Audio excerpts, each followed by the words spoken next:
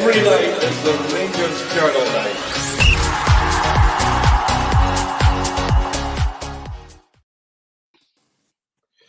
Good evening, guys, and welcome to the Rangers Journal. Sorry we're late. We had a bit of a malfunction backstage, but we're here now. Tonight I'm joined with Tam. Tam, how are we, pal? Not too bad. Just these connection issues and mic issues are a wee bit annoying, but we keep the show going on the road. That's it, mate. Do you know how you're getting on, mate? I'm very well, thank you, buddy. How are you getting on? I'm good, mate. I'm good. A bit of a manic start, but we'll get there. Listen, the chat's on fire already. Guys, tonight is a Q&A, so get your questions in. I'll post them to the guys. I'll bring them up, and we can have a chat about them. And like I say, the chat was on fire right from the start before we even went live about, I guess the first talking point will be Josh Windass. There's rumours that on a free that he could potentially be coming back to Rangers. So Dino, I'll start with you, mate. What's your take on that? How do you feel about Windass coming back? You're muted, Dean. Yeah, that's first yellow card.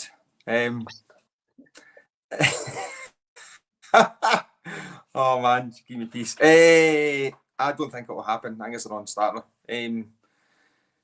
Easy link, paper talk, clickbait, pure journalism. But I really want to look at. I just don't think that's going to happen. Tam, what about you? I think I don't want it to happen. As Dino said, I don't think it will happen.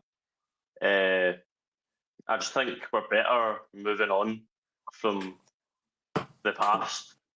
There's no point bringing in players that we've had before when we're trying to level up. So I just don't think he'd fit the squad, to be fair. Well, that takes on to Mark's point here. Dylan, Dean, Josh, Windass fits Russell Martin's style of football. For me, I don't think it will happen either, Dean. I'm with you. But I don't want it to happen either, to be honest with you. I don't think looking back is ever the option. It was the same when there was rumours about Ryan Kent. I think off the top of my head, the only two players that I would take back at Rangers is probably Tillman and Sima. And that's about it. Who's played with before. Who did you say in Sima, sorry? Tillman. Aye, obviously they're never going to happen, but I think looking back, it's always I don't think it. I didn't really like his attitude when he was here the first time. I thought he felt as if he was too good to be here. No, listen, obviously he's maybe matured and he's done all right with Sheffield Wednesday, but nah, no for me either. Do you think that he fits Russell Martin's style of football? Aye, probably does. To be fair, that's probably quite an accurate opinion, that for Mark. But there's fitting Russell Martin's style of football, and there's fitting Russell Martin's style of football at Rangers. As you alluded to there, he did kind of think he was Billy Big Boss, didn't he? But in fairness to him, I guess when you've got your dad like Dino in his ear, I guess buttering him up to be the next big thing coming out of England, you're going to think that a Rangers team, when you're looking across and you're playing with guys that are absolute dross. So, and he does have a clear ability, and he's had a very successful championship career since he left Rangers. To be honest, when he left, I think a lot of us, he did split the opinion of the fans. A lot wanted him to stay. A lot was happy to see him go. And I think that's kind of the same now. It's like half the fans seem to be no interested in wanting him back, don't think it's going to happen, whereas half the fans do want him back and can't see it happening. So it just shows you that there is obviously something there, because it's not like it's a majority that's saying didn't want him back, or it's no majority that's saying they want him back. It seems to be split as far as I'm concerned. Yeah. What about you, Tan? Do you think that he would fit into Russell Martin's style of player? How we think he wants to play? I think he would fit, and I think he'd do well. But as you both have said, looking back isn't the future for us. We should be looking into the future. We should be looking at bringing boys in like we have already. We obviously brought in 7 players so far. And it just feels, if we were to sign Windass, I think it would just be a step back, really, for us. Obviously, the way Martin wants to play, he doesn't really change for whatever club he's been at. It's always kind of been the same. So there are obvious sort of marking points that you can see for certain positions and certain players, which he does fit the bill for. But for me, it's let's keep a 6-foot pole between Rangers Football Club and Josh Windass. Aye, I tend to agree with you, Tom. Another question here for Mark. Do you think Tierney will come back? I don't think so. Doesn't seem to be any links to him. I think we were priced out of that move as well. Listen, scored a lot of goals for us, but I don't see him. There's been no rumours or murmurs about him coming back either. Tam, what about you? Would you take Tierney back, or do you think that the price is just too much? I mean, if we've got the money to spend it. That's sort of what I've always said. Obviously, I think their valuation would have probably gone up from when we first approached them for the loan move anyway. He was that sort of player that we were missing on the right wing. We didn't not really had anyone in that position for a wee while. Obviously, Gusamas came in, took Scott Wright's number 23, and Scott Wright walked so that Gusama can run. Would be nice to see Tierney coming back, but I don't see it happening. Nah, me either. Dino, what about you? Again, a non-starter. I've been saying this for months. Tierney was never even in the mix to come back. The guy's going to, the guy can go and get 3 times a wage anywhere in a top 5 league than he can get with us. So he's aye. My opinion as well. I don't really think we're going to be spending the rumoured amount, sort of 7 to 10 million. I just don't see us spending that on somebody that's at that age as well. You know, how much of a return are we going to get on him? I just don't think it's been, and even in the conversations, it's just been easy links, clickbait. Again, similar to Windass.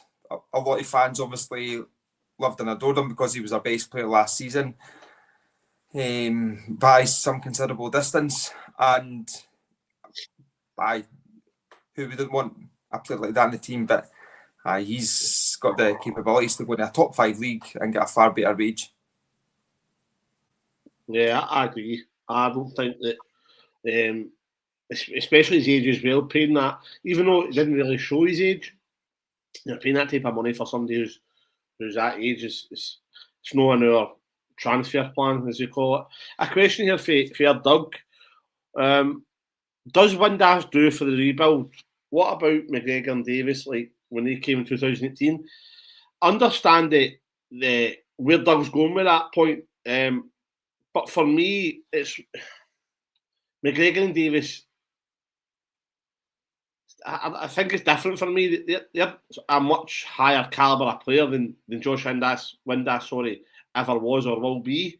And also, when Davis and McGregor left, they're always thought about fondly by the fans. I know some fans think of Windass fondly, but most of my memories about him was poor.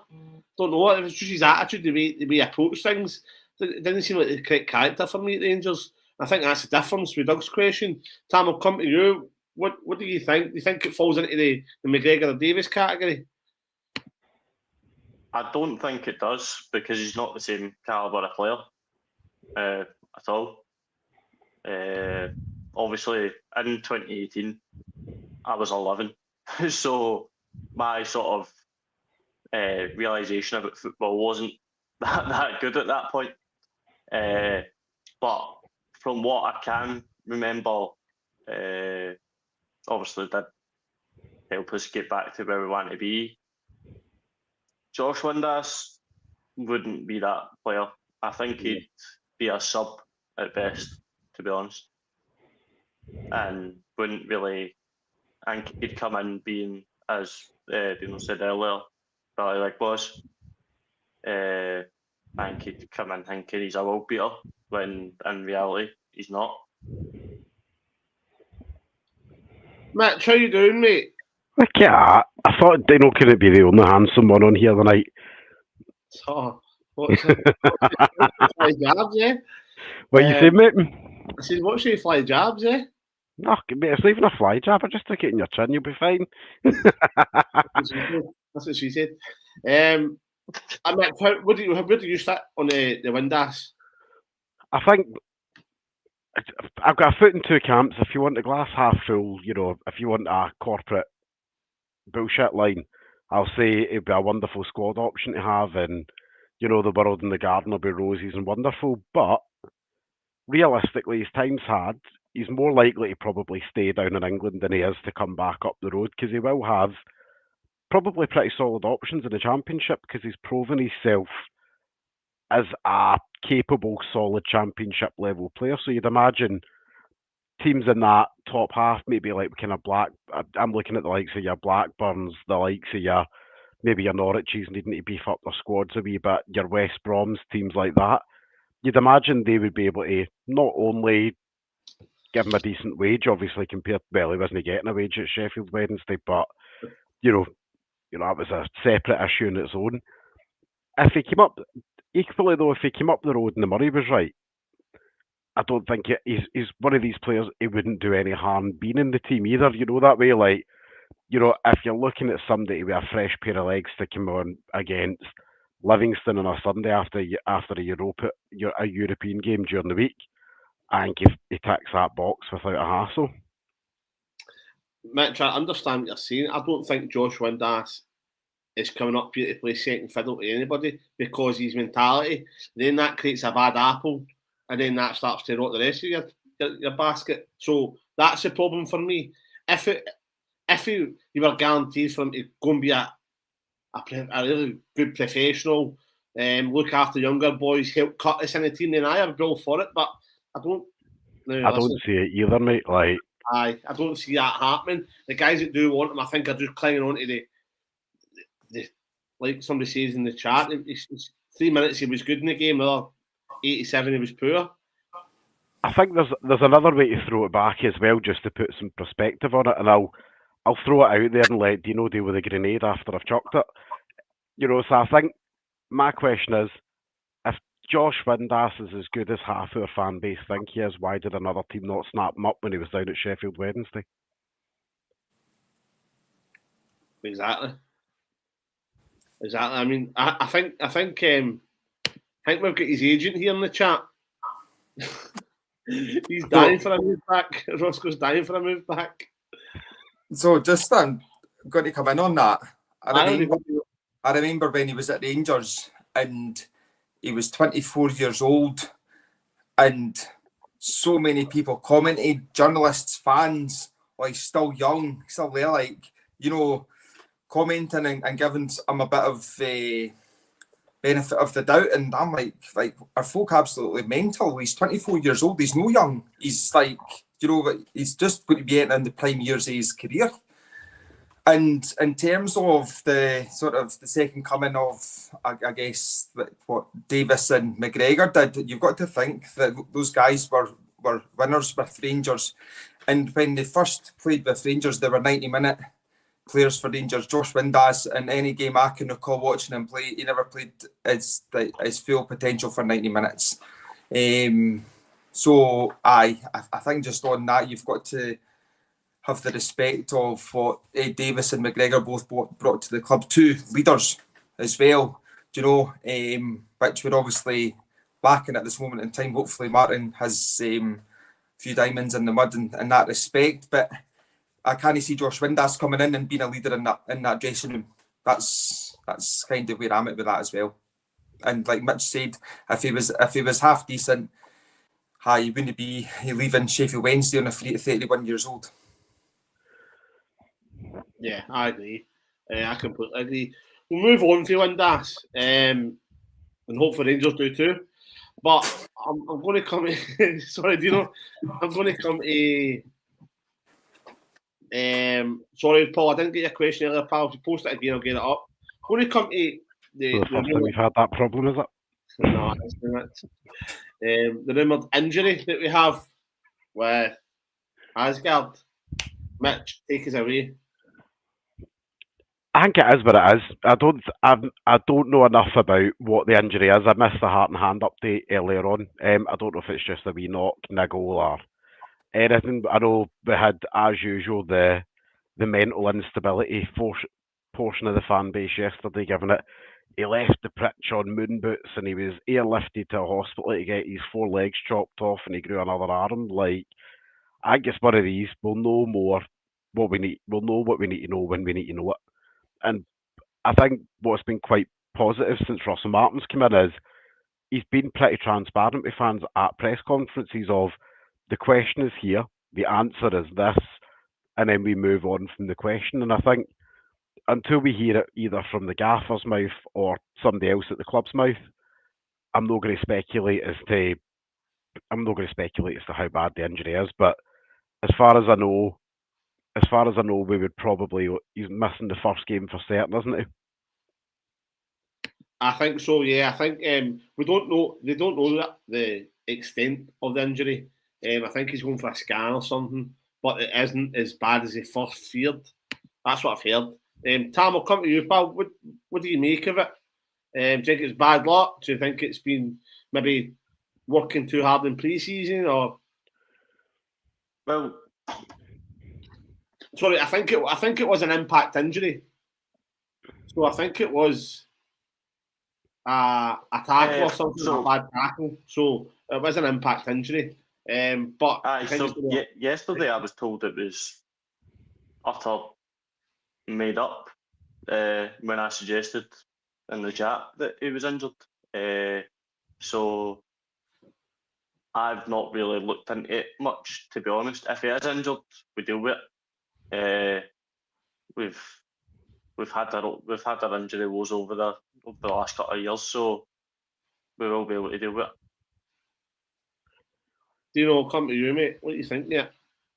No, it's just been an unfortunate incident, is what I can read from it. But I've always been of the prevalence that in today's game, when you've got pre-season, you've got new players coming in, you've got players who are trying to catch the eye, to grab the shirt, to keep the shirt, you're going to be a little bit more into the challenges, aren't you? You're going to be wanting to prove a point, things like that. So I've always been the prevalence where I think players in pre-season training and stuff should wear the type of shin pads that you wore 20 years ago, but you covered. I get the big ones on the whole of your legs, so you've got that bit extra protection around the shin and the ankle bone and stuff. Now it's just a wee bit of plastic that they put in. So when I hear about things like that, I'm actually not. I'm not surprised at all, because, as I said, players, especially coming to a new club, a big club, wanting to make a name for themselves, going into a 50-50 challenge. You're going into a 50-50 challenge with getting your one foot in the right direction to actually being in Russell Martin's plans to be a starter and things like that. So that's where I am with that. I don't think players are protected enough in games as it is. If I was still playing football, I'd still be wearing nation pads, no doubt. But yeah, and when you're putting a wee bit of plastic on your shin and you're getting injured for somebody coming into a challenge, then it's, to me, to be quite honest with you, it's your own fault. See, can I jump in on that there as well? What is the weird perverse obsession with like the wee SIM card shinnies that they're all wearing now? Because if you look at the number of like leg and shin and calf injuries and all that in the last 3-5 seasons, since shin guards have got smaller and smaller and smaller, it can't be a coincidence that, you know, the shinnies that they're wearing quite clearly aren't built for purpose. And I don't care if it slows, you know, wee Jimmy down by what 0.1 mile an hour when he's running. Like, I would much sooner be Jimmy could run next week than having his leg snapped in half. Like, just be a proper shinnies. So I can actually answer that one. I'm ready, Sam. As a young guy, basically what it is we don't want to wear shin pads. If we couldn't, we wouldn't really. So it is basically just to get away with wearing something. Jack Grealish did it for a while. He had the tiny ones. Even in youth football, I'm seeing it as well. And it's because boys aren't wanting to feel a shin pad on their leg because it just makes you feel a bit bulky. But you know what I'm going to have to say about that, mate? I'm just going to have to say dry your eyes and man up and get a shin guard on. Like, that may be a slightly old school method of thinking, but I look at... And you go down. Sorry, Mitch. See, the thing is, right, you need to remember that we're paying multiple millions of pounds for these players. We're paying them tens of thousands of pounds a week. If they're not willing to wear we don't know this, we're just surmising here, but if they're not willing to wear a big enough shin guard to prevent an injury, then that's throwing the money down the drain. We've seen that happen. Kamal Roof, Matondo, who've sat there and done that. Well, I wouldn't say Roof's done absolutely nothing, but constantly injured, need a chocolate. So I think it gets to, if that is the case, which again we're surmising, that he's wearing daft shin guards and he gets injured because they're not covering his leg enough, then people got to be having a word with him and saying, look, we need to get bigger shinnies on at the end of the day. Well, as well, on that, sorry Dylan to come in on you again there, but just what you were saying, given the potential finances that the game against Panathinaikos can bring to the club, you know, you've got to think, you know, he's coming in with, you know, good reputation, you know, a player that a lot of the fans are looking forward to watch what he can obviously do for Rangers and stuff. So he's potentially going to be a key player for this season. So not that I'm saying any player you know, should be protected even more, but your investment like that, you'd think they'd be wanting to protect even more, if that makes sense. I think my thing as well is when you look at other top level sports, and a great comparable for it is rugby. You look at the players that are out in the British and Irish Lions tours just now. They've got proper shin guards on. They can still run. They can still take a tackle. They can take a hit. You know, by all means, and when you're playing in the Australian heat, I'd assume that their shins might get a bit sweaty, but I'm pretty sure you'd rather take sweaty shins over a broken shin. Yeah, true. Guys, we've got to Paul's question here. You can read it there if you want. So, if Dessers and Ingemani are still here when the window closes and we don't bring in another striker, AFCON is in December, January. It is a vital part of the season. Dino, I'll start with you, mate. I think obviously Danilo will be there, so I guess you've maybe just got to hope that Danilo can play the games in December and we sign somebody on loan on the 1st of January. That's got to be plan B as far as I'm concerned, because we can't really be going into December with one striker.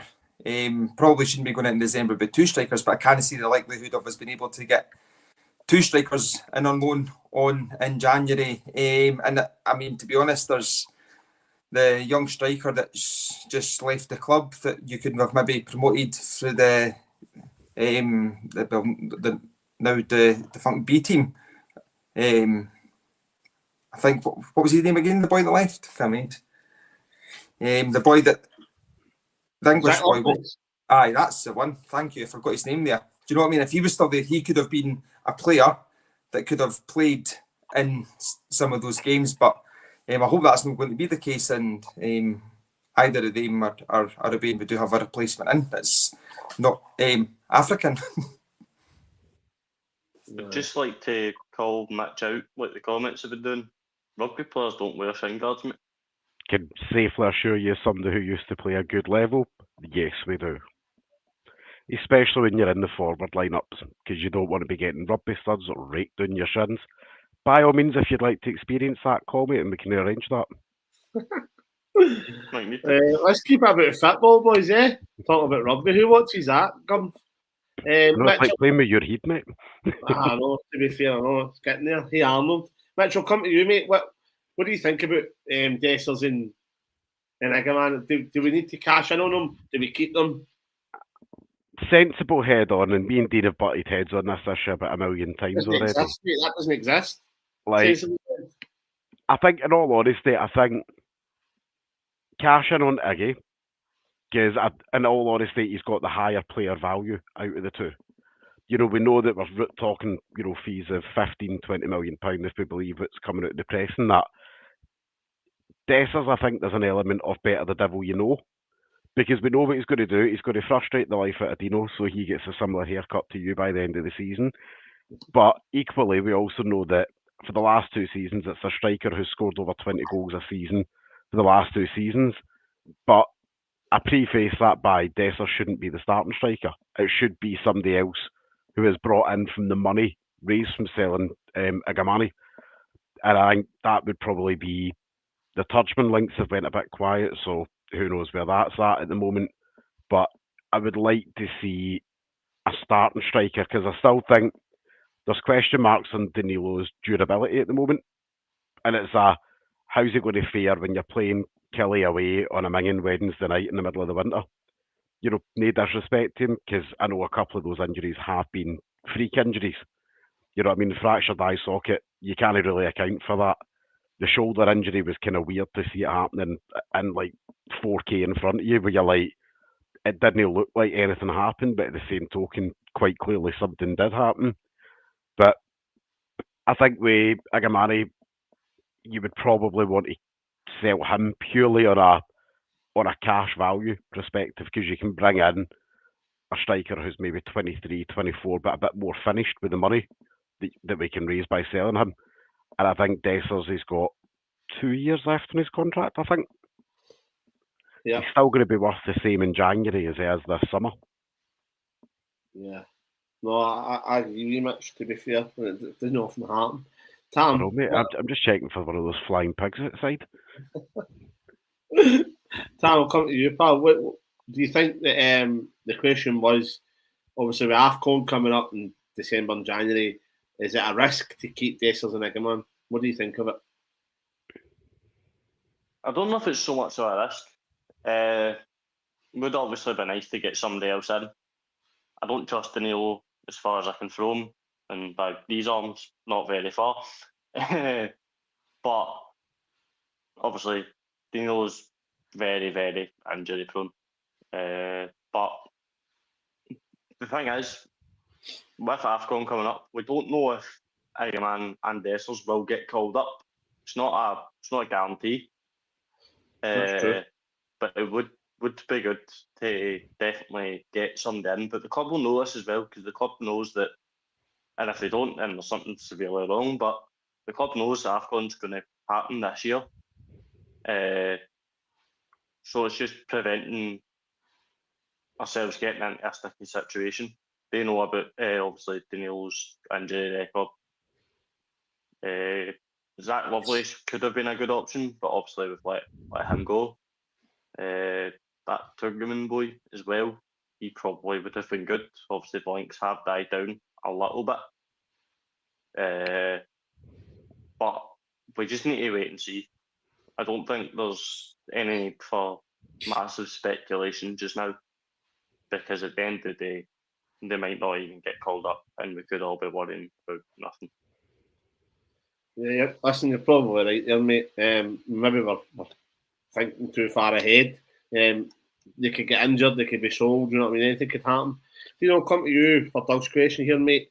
With Asgard obviously missing, but it looks like it's going to be the first qualifier on Tuesday. Who would you want, or who fits who's the best to bring in that position to cover him? When we did the team selection poll, I didn't actually pick Asgard to start. I think Cortez will be starting on the left and Gassam on the right.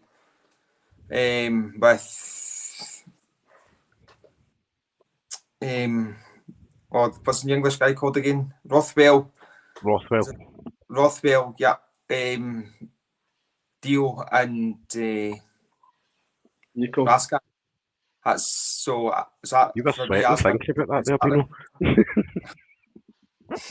old age. Menopause. So I don't think it was that anyway. And to be honest with you, with him actually not being available, I do think it will give Cameron minutes, maybe minutes that he wasn't going to get. So, which is something that actually I'm looking forward to seeing. Mitch, what about you, mate? Who comes in for Asgard? For me, I put Bajrami in. And it's an experience thing. Ideally, I would have liked to have said Cortez, but I think just now, I'd probably just for the importance of the tie, I would put Baj in. But really, I would rather see Baj in the middle of the park. But needs must at the moment. I think Gisama. I think the first leg probably comes around a bit too quickly after he's joined us. In terms of number of training sessions, we don't know where he is in terms of like his pre-season and stuff like that as well. Like obviously he's kind of came for a bit of a bin fire down at Sheffield Wednesday. I don't know whether or not the boy got much pre-season down there before leaving or kind of what was going on there. I don't think any of us particularly know that, do we? So we don't know if he's maybe a little bit behind the rest of the group and stuff. So I would probably go with Baj over Cortez just. Who plays in the right? I can't put hot dog legs out on the right, so Kieran Dowell's off the menu. I think for me, yeah, I mean, I wouldn't be adverse to putting Cortez out on the right, and that way go a wee bit more. Bajrami doesn't look right when he plays on the right. I've seen him play where he's been in Italy a couple of games on the right hand side, and he doesn't quite move well on the right hand side. He moves better off the left. You know, I think maybe Cortez. I mean, I can't put. I'm genuinely not hitting out with McCausland because at that point I'm throwing myself out the window. I don't. There's not really many other options for the right hand side, which is a bit of a concern. So, do you go down the sink or swim moment for Gisama and say, "I tell you what, son, go at it"? That's a tough one. I think for me, going by the pre-season games, I think we'll have a Browns game before then, probably this weekend. Know that we'll know anything about it, but going by the pre-season games, I think Bajrami's looked all right. I think he kind of trusts him as well. It's the same with Dowell, but I think it probably could be Bajrami and Dowell, one the left, one the right. Is that what I want? No, I would rather see Cortez and Gisama, to be honest with you, but whether the lad's fit enough or no and knows the system well enough. Tam, what about you? What are you thinking of it? Well, we played a bounce game yesterday against Dunfermline. Dowell scored 2. So I think Dowell's sort of he's cemented there, I think. Stick on it. And it'll be Cortez. It'll be Cortez in the left, even though I don't want it to be. But I'd rather wash my mouth out with soap or put lemons in my eyes than watch Bajrami play. I can't deal with that guy. It was built up by somebody on social media. We thought it was going to be the second coming of Christ, and Christ it wasn't. So I expect it to be Cortez, Danilo, Dowell, and for the midfield will probably be Cameron, Raskin, Rothwell.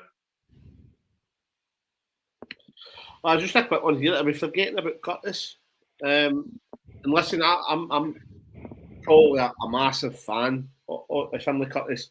Every time and it's not been a lot, but every time I've seen him, even watch clips, and it just looks like it comes natural to him for such a young kid. It looks like he takes it in strides, if he can handle the pressure. But I just don't think I would throw him into this game. And it's just because in case he doesn't swim, in case he sinks, and it maybe does a wee bit dent his confidence. Would I bring him on? Would there be an option? Of course, 100%. I just don't know if I would start him. Do you know, what about you? What's your take on starting Curtis? No, I'm like you. I don't think we'll start. I think we'll see Cortez starting. Cortez is the £4-5 million signing. Yep. That's now kind of forced upon Russell Martin. So he's going to have pressure from powers above to actually, play Cortez, and Cortez seems to be doing his very best to make himself be the main man on the left wing. And Curtis is what, 18, 19? So Cortez starting, Curtis to come on is probably the selection that I want to see, and I think most fans would prefer seeing that as to it being Cortez and then Bajami coming on, or do you know what I mean? Or I think that would probably be the most appealing selection for me. Mitch? I think experience prevails, and it is purely just down to the importance of the tie and the monetary aspect and everything else that comes with the tie.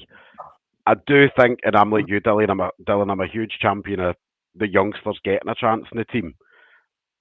I would be fuming if we didn't see Curtis getting at least some measure of minutes across the two legs, because these are the games that you put them in for. These are the games that you say, you want to knuckle down and be a Rangers player for the rest of your career, or this portion of your career. This is what these nights mean, and give him a taste of the occasion. I don't care if in the home leg it's the final 10 minutes he gets a run out for. But equally, I think if he gets that final 10-15 minute run out, if and when he makes a mistake, from the stands, nobody had better be giving him grief for it, because it's a big occasion for a young guy. Let him make the mistake, because he'll not make it a second time. Yeah, I understand what you're saying there, but you need to remember it's Ibrox and it's a Champions League qualifier. We've already got the nice out for the manager on the team, considering the boos against Club Bruges. I'm not saying they will. I like to think they wouldn't give the boy any stick, but if it's like 1-0 down, he's no taking his man on, and he misplaces a pass, the place is going to be in. Oh, for God's sake, you know what it's like. You know what I mean? Tam, what about you, pal? What you saying about Curtis? Sorry, you a fan of him? If we're thinking of starting Curtis, we might as well throw me onto the pitch. It's too big an occasion to start him in. The atmosphere will be, if we go down, that atmosphere is going to kill him, basically, because he wouldn't have felt that any time in his career. Well, he played at Old Trafford, though. Aye, Curtis but was at Old Trafford. Not our own fans being abusive towards him, because they will be. It's Ibrox, it's our fan base. They don't care if he's a young lad. He's going to get stick if he's not doing the things that he should be doing. So, aye. Final 10 minutes, maybe. Final 10, final 20. But I really don't think that I'd see him starting at all. Right. Doug's got a better point here. Why not? I'm trying to bring it up, but it's glitching. Give him a half against Livingston and Ross County. Why put the pressure on him in the UCL game? I think the point was because Asgard's injured, wasn't it? Asgard will be back for that, so that's why Asgard didn't play that game. It's who do you play in this sort of first game that comes too soon. Hopefully Asgard is all right for the away leg. I'm going to bring this up, guys. It's another question for Mark. Guys in the chat as well. If you do have any questions, just put it in the chat and we'll bring it up and we'll pose it to the boys. Do you think Dessers fits into Russell Martin's style? Danilo's miles off game time. Dino, I'll come to you on it, mate. Hey, Dessers doesn't fit into Russell Martin's style of play. 2 reasons: his pressing game is horrific and his hold-up game is even worse. Can he bring others into play that Russell Martin team likes to play? And Danilo actually seems to be the one that is getting quite a lot of game time and doesn't seem to be actually miles off it. the training pics that we're getting and videos and feedback that that seems to be coming from people in and around the club, that Danilo's actually doing pretty well, scoring goals in these closed doors friendlies as well. So I think that Danilo's going to be the nailed on starter at this moment in time. So so for obviously the reasons I just alluded to, Dessers just does. I can't see how nigh on impossible for him to fit into a Russell Martin team. Yeah, I'd agree. Tam, I'll come to you. Dessers, does he fit Russell Martin's style? I Danilo couldn't care leading the less if line? he fits. I couldn't care less if he fits into the style. I want him gone. I do not like the guy at all. Nice enough guy in person, not a good footballer. So if he starts that first game, my head will be in my hands for the first half at least. Danilo's the nailed on starter for me. I don't think he does fit at all. And it's time to say goodbye to, as some people call him, their Nigerian prince. But for me, Nigerian pain and my backside. Fair enough. Mitch? For me, Dessers can fit into most systems, and it's me and Dino have had this argument about a million times over, so we're not going to rehash old ground. But top scorer for the last 2 seasons, he does what he does, and he frustrates the life out of you. Yes, he does. But equally, Danilo's finishing even before the injury wasn't particularly phenomenal either. I still think we're probably a decent striker short up top. For me, I would probably maybe still like to go with Agamani up top, starting the game. But again, we don't know how where their fitness is, like both him and Dessers, because they both came back late. Obviously, I think they came back. Was that 2.5 weeks behind the first group of players that came in? So again, we don't know how fit, unfit they are and stuff like that. But I think Dessers for me he's a different option, and probably he's a good option for if a game's getting run a bit ragged or whatever, and you just need somebody to just cause a bit of chaos in the box. Chuck him in there. He will cause chaos, and sometimes that's good chaos, sometimes that's wild chaos, sometimes it's in between. But I think when you've got a striker there that scores over 20 goals a season, it's hard not to find a place for them in any system. I just don't think that Dessers running constantly in behind helps a Russell Martin team who want to play to feet. All right, now I'm not saying it can't work, but I think Russell Martin would have to try and develop his approach to Dessers as opposed to Dessers picking up, coming short, dropping into the 10, picking up the ball, laying it off, linking it. He's just not got that in his locker. He's far too weak as well for me to do that. Whereas I think Danilo, even though he's a lot smaller, can drop in there and go and play that. And I think when you've seen Danilo and Igaman in sort of that period just after Christmas, round about Christmas, we started to look like a decent team. Things were clicking, things were moving, and then obviously come on stopped it. For me, I don't think Dessers fits his style. I'm not opposed to having him about, but it definitely can't be leading the line as a number one striker. And I think I think he will go. I think when he does go though, that's when you'll see the link for the Turgeman come in probably. I do think it'd be interesting to see him and Danilo or him in an actual 2 up top partnership. So do I agree with that, but you just don't get that in this day and age, don't you know? Because I would like to see one coming and one going long to see how defences are going to cope with it. And sometimes we can mix it up. Again, absolutely not against that. It's a great shout, but it's just never going to happen. I know, knowing the lettuce era. I know. Guys, I'm going to bring up this comment here for Gordon. And Mitch, I'll come to you. I'll start with you on it, mate. What do we think we need? Guys in the chat, get involved as well. What do we think we need before the window closes? I know it's a long time away, but if I take a limit these to two, what's the most two important positions that we need to know?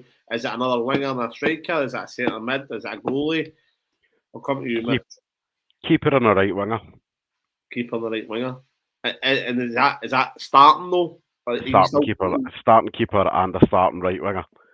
I think just now it's clear McCausland's not made the grade just now, and I think either he goes out on loan to find himself a wee bit more as a player, away from the spotlight and the goldfish bowl that is Scotland, but I think he'd have to have a hell of a season to turn probably my own opinion around of him of being Rangers quality. I think he's fine as he was when he, last 18 months as a squad player, he's been fine. But I think the time's come for his career that, and where we are as a club, we've moved past him now. And I think a keeper, I think Liam Kelly's a great understudy, but he's not a Rangers number one. And I think Jack Butland is at an age now where you can't really teach an old dog new tricks. Either your keeper can play the ball with his feet or he can't. But I think last season we started to see maybe a bit of a physical decline in Butland as well, of struggles diving down to the left-hand side, not particularly fantastic with the ball at his feet, and he's quite rash when he comes out his box as well. We've seen that where his attempt to send Robin Proper back to Holland really early for all of us, but we've also seen it where he's rushed out the goal and left the goal completely exposed. I think for where we want to be versus where we are, I think that has to be a new keeper comes in, but a new keeper can only come in if the current keeper departs. Yeah. I'll come to you, mate. What's your two? And Mitch, I just put that up for you, pal. So you have a wee read at that. Get into your fella. On the sort of can't teach old dogs new tricks, so that totally and utterly negates Dessers for being able to be taught to play in a Russell Martin side. Goalkeeper for me, pretty much just echoing exactly everything that Mitch just said for replacing the goalkeeper. We've got to, I guess, you've got to have the optimism that Butland will be moved on. Because, like Mitch just said, I didn't mean to repeat everything, but Kelly's not a Rangers number one, but he's a very, very good, steady number two to come in and play the odd cup game or short-term injuries, suspensions or whatnot. Liam Kelly is I think every fan's confident if he was to come in and be a replacement. Let's put it that way. But we need somebody who's going to be an out-and-out clear number one voice at the back and somebody that's a leader and somebody that the defence is going to be confident with having behind them. And as we've said many times, the defences didn't look confident with having Butland behind them. So that, in terms of stability, that's going to take us to the next level up as far as I'm concerned. And to be quite honest with you, I think Gassama's going to be the starting right winger, and I've just got a funny feeling that he would maybe probably rotate forward players quite a bit. I've just got that feeling. But for me personally, I would I want to see a number 6 come in, like that I wanted last season. You're sitting in front of the defence, a bit of a bastard on the pitch, somebody that's going to after 9 o'clock, do you know? somebody that's going to get somebody that's going to get your bookings and somebody that's going to drive the team on. That the composer of the orchestra is what I said last year, and we need somebody like that in the middle of the pitch because of this players that we do have. Rothwell's been criticised of being a bit lightweight. And the central midfielders that we currently have, I don't think any of them would be able to fulfil that position. I think for what we need, and that's what I want to see. Tom, before I come to you, Paul says we need a winger who can play both sides, a quality striker. Macy's a new keeper, comfortable with the ball at his feet. Curry's a number 9 and another left back. What's your take on it, Tam? What do you think? If I can limit you can only make 2 more signings. What positions do you think they need signings the most? Goalkeeper and striker. As Mitch and Dino both just said, you can't teach an old dog new tricks, even though Dino does try. But I think that definitely need a keeper that can play with their feet. Definitely need a striker that can play Martin's system. If you're trying to teach Butland to play with his feet, we know it's just going to go downhill. He might try it and he'll fail miserably. And just an out-and-out number 9, somebody that can score 20 goals a season for us. Somebody that we know we can rely on, and somebody that, well, when we look at the team sheet, we're like, I'm happy with that. Not somebody that like, can I score, can I? I don't know, Dino's already opened Pandora's box there. No. What type of Dessels is going to turn up today? Is it going to be all 9 Dessels against Betis? Or is it going to be the worst Dessels we've ever seen in our life? So, for me, a keeper that can play with his feet, because you can't teach old dogs new tricks, and a striker. That's fair. What about you, Dylan? I think that Butland has to go for me, mate. Has to go. He's and when he first came in, I thought, brilliant, we'll get another decent, really good goalie, and then he just went completely downhill after sort of had the rain and they get knocked back for that England team. His confidence just seemed to evaporate, and I think that the players in front of him felt that. I just don't trust him going into this season. Never mind with the ball at his feet, with the ball in his hands. I don't trust him. So I think we really need to get a new goalie and another winger, because we're far too lightweight in that position. You look at Cortez, who hasn't kicked the ball. Curtis, who's not really kicked the ball for the first team. Mostly they can't. But obviously we were linked with the goalkeeper from Brighton. That's a no-go now. Apparently, we're looking at another one from Sheffield Wednesday. So we'll see where it goes. Again, there's lots of time in the transfer window.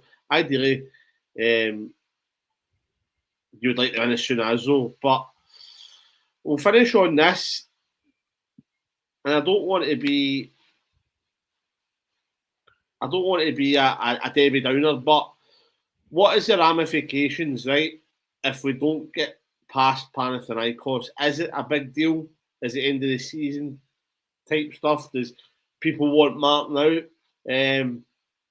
Mitch, I'll come to you on it, mate. What's your thoughts on the overall game and how important that is for us? We touched on it last night, funny enough. And honestly, I'd have said this one's a cherry on top for us, because there's fallback options below. I think realistically, when all is said and done, I think most of us will be happy if when we end up in the Europa League. Because right now, for where the squad's at, that's the level that we're at, and we can compete at, and not make a backside ourselves either. We don't want to see a repeat of the Liverpool games of past. I think Panathinaikos aren't as good as people think Panathinaikos are either. They've been a complete and utter basket case on and off the field as well. The last kind of 18 months are going through a load of money problems. Sounds awfully familiar, doesn't it? They're going through a lot of, they've sold off a lot of their good assets. They've promoted a lot of young players into the team as well. There's been 1 or 2 players that they've held firm on and made sure that they've kept to keep them, relatively competitive. But I think it'd be nice to get through the Pana games, but I think realistically we end up in the Europa League, and I think most of us are smart enough to know that's probably where we go. Tam, will come to you. What do we think of the Panathinaikos game? Is it end of the world stuff if we don't get through? even if we don't get through this, we still need to play qualifiers to get into Europa League. It's not like we're just dropping straight into the. So you still got and you're not seeded. I don't think either if you don't get through this round. So again, it's still going to be quite tough to get into Europa League. But a team of your calibre should be able to do it, in my opinion. What do you think? We should be able to. I don't think it's the end of the world if we don't beat Panathinaikos. But also at the end of the day, it would do us wonders. The money we would get from that would be unbelievable. I don't know who it is we can potentially face in the next round after. I don't know who's in our bracket. But it would be good, but it's not the end of the world. Dino, take us away, mate. I think we should, as a club, we always aspire to be the best. So we should be aiming for the stars. We should be aiming for the Champions League. We should be demanding that we get to the Champions League because we're Rangers. Simple as that. That's the minimum. However, to look at it from a realistic point of view, Russell Martin's just come in, now has us training and going to play in a brand and style of football that we haven't had. So as long as we see that difference on the pitch, and as long as we see what we're trying to do, and if we were to get knocked out by Panathinaikos, I don't think any fan can be upset with that and have the forks out and wanting Martin's head on a spike. Do you know what I mean? I think we've got to look at it where actually, well, this is what we want. Let's be honest, at this moment in time, Europa League's probably more our level. We've done really well in that over the last 7 seasons. Every single season, I think we've been in Europa League. I think we've actually done all right. That one season in Champions League doesn't really, let's not mention that. But we, as a club, still want to demand at least something back from this team. And if we get beat by Panathinaikos, just knocked out or by a goal or whatever, but we see that, we can see what we're trying to do, then we've got to be confident that although it might be seen as obviously will be a defeat, but will be one step in the right direction. And as I said, Europa League's our level, so I fully anticipate, no matter who we play, irrespective of the fact that we won't be seeded, that we'll still, we should be beating the team that we come up against to get into the Europa League. Yeah, I agree. I think that as long as you see what we're trying to do, to an extent, I do think we should be beating Panathinaikos. I do think we will beat them. I don't really. Everybody was saying that's the worst time we could have got. I disagreed. Didn't think they were that big an issue. Dogs put here as it stands after Pana, it's either Brandt, Salzburg, Fenerbahce, Plzen, Servette, or Nice. I wouldn't fear any of them. One you'd really want to avoid is Salzburg, probably. Nice as well, maybe. But apart from that, I wouldn't. I don't mind taking any of them to Ibrox and take our chances. Like I said, I think Europa League's our level though. Thursday nights are brilliant at Ibrox, so they're not sure because if you're going to come in here. I think as well, we know as a squad how to balance the fixtures, last season aside, between playing Sunday, Thursday, Sunday. And I actually think weirdly that does open up more of the opportunities as well for some of the youngsters like Curtis and like Gentles and like Bailey Rice as well to say, I tell you what, look boys, this Sunday afternoon the floor's yours. Go and take it. But know then that the senior players are also there to say, look boys, if you make Amelia, it's fine if the manager needs to change it because we've got you. And I think as well that I think we're all very quick to want the cash grab of the Champions League now, rather than the patience to wait until we win the league at the end of this season and then get through automatically next year. Sometimes the greatest gift in life is patience. Are we guaranteed through automatically next year? Because I don't know. Because of the coefficient points. Is it? Right, okay. Because I know that's only the case this year, isn't it not? No. This year it was a bit of a mess because the other teams in Scotland didn't do so great across Europe over the previous years. So 5-year coefficient dropped off, didn't it? basically we had to hold up the mountain, standard. Aye. Well, guys, listen, that's us for tonight. Thanks for doing the chat, for all your questions, all your points as well. We do appreciate it. Don't forget to like, subscribe. You'll get a wee bell on YouTube. You hit that, it tells you when we're coming live. Thanks to the guys for joining me tonight. Boys, any last comments before we go? I've got one, whoever it was in the comments previously who have now been banned, who thought it was great to make a wee dig at our Tam. You'll just be banned from the channel if you give them cheek or give any of the podders cheek like that, because that was out of order. So there you go, that's your tell. Guys, thanks for joining me. And remember, every night is a Rangers Journal night.